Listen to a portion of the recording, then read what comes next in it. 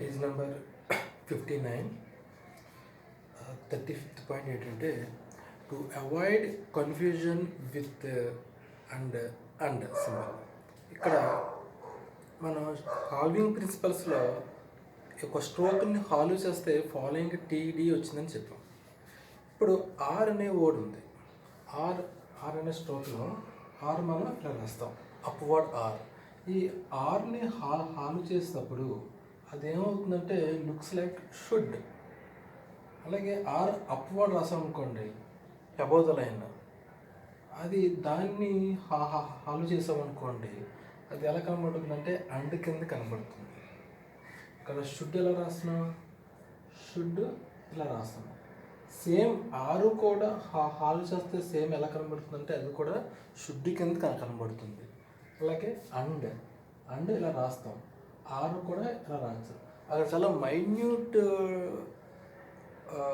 Gap ఉంటుంది. అక్కడ ఎక్కువ స్పేస్ కనబడదు. స్ట్రోక్ యొక్క సైజు మనకి ఎక్కువగా కనబడదు. అందుకని అండ్ షుడ్ రెండు కూడా ఆర్ని హాల్వ్ చేస్తే ఎలా ఉంటుందో అలా ఉంటుంది. కాబట్టి ఆర్ని సింగిల్గా ఉన్నప్పుడు ఇలా హాల్వ్ చేయొద్దు.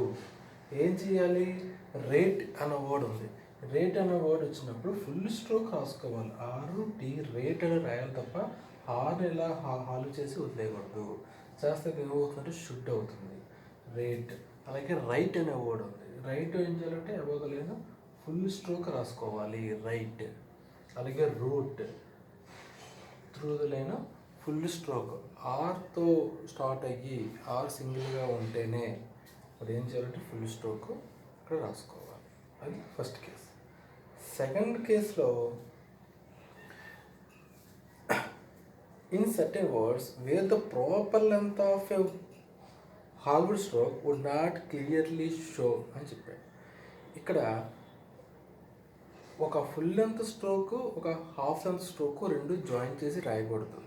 అది రాయడం వల్ల ఏమవుతుందంటే అది కంటిన్యూషన్, అది సరిగ్గా మనకి కనబడదు. దాని యొక్క ఫుల్ స్ట్రోక్ ఎంత ఉంది, హాఫ్ స్ట్రోక్ ఎంత ఉంది అనేది ఫుల్గా మనకి ఇక్కడ కనబడదు.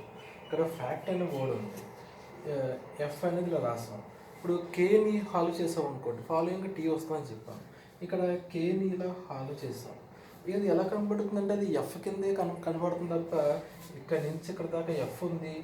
ఈ చిన్న ముక్కము అది కేని హాల్వ్ చేసాం, following K T fact face ఈటీ ఫ్యాక్ట్ అని అనుకోలేము మనం. సో అంటే ఎఫ్ఏ కొంచెం పెద్ద అయిందని అనుకుంటామే తప్ప ఇందులో ఎఫ్ కే టీ అన్నీ ఉన్నాయి అనుకోలేము. సో అందుకని ఈ కేసులో ఏం చేయాలంటే ఇక్కడ ఫుల్ స్ట్రోక్ రాసుకోవాలి, ఫ్యాక్ట్. ఇక్కడ దాకా ఎఫ్ ఉంటుంది, ఇక్కడేమో కే, ఇక్కడేమో టీ. So fact. అలాగే లొకేట్ ఉంది, ఇక్కడ దాకా ఎల్ వచ్చింది. కేని హాల్ చేసామనుకోండి, అది కూడా మనకి ఎల్ కింద కనబడుతుంది తప్ప అందులో ఎల్ కే ఇక్కడి నుంచి ఇక్కడ దాకా ఉంది ఎల్, ఇది కే హాల్ చేసాం అన్నది మనకి అంత ర్యాపిడ్ స్పీడ్లో మనం ఐడెంటిఫై చేయలేం. అందుకని ఫుల్ లెంత్ స్ట్రోక్ రాసుకోవాలి, ఎల్ కే టీ. ఇక్కడి నుంచి ఇక్కడ దాకా ఎలా ఉంటుంది, ఇది కే టీ, లొకేట్. అలాగే tonight T N T. ఇలా కాకుండా ఎన్ని హల్ చేసాం అనుకోండి, అది హుక్ కింద కనబడుతుంది మనకి. సో అందుకని ఆ కేసులో కూడా ఫుల్గా మనం ఫుల్ స్ట్రోక్స్ రాసుకోవాలి. అక్కడ ఈ టూ కేసెస్లో హాల్వింగ్ చేయకూడదు. ఇంతకుముందేమో హాల్వ్ ఎలా చేయాలని చెప్పాము, ఇక్కడేమో హాల్వ్ చేయకూడదని చెప్తున్నాం. అలాగే సెంటెన్స్ ఎండింగ్లో ఓవెల్తో ఎండ్ అయింది అనుకోండి, అప్పుడు ఏం చేయాలంటే ఇప్పుడు ఇక్కడ పిటి అనే వర్డ్ ఉంది, దీన్ని ఇలాగ పీని హాల్వ్ చేసినప్పుడు ఫాలోయింగ్ టీ వచ్చింది, కానీ దాన్ని మనం పిట్ అంటాం తప్ప దాన్ని పిటి అన్న థాట్ రాదు. సో అందుకని ఎప్పుడైతే ఓవెల్తో ఎండ్ అవుతుందో ఫుల్ స్ట్రోక్ పి టీ రెండు రాసుకోవాలి. మనకి ఆర్తో ఎండ్ అయితే ఫుల్ స్ట్రోక్ ఈ 20 ఆరు, అయితే ఎస్తో ఎండ్ అయినప్పుడు ఫుల్ స్ట్రోక్ ఎస్ రాసాం. పోలీసు పాలసీ ఏం చేస్తాం, పోలీస్ రాసాం, తర్వాత పాలసీ రాసాం.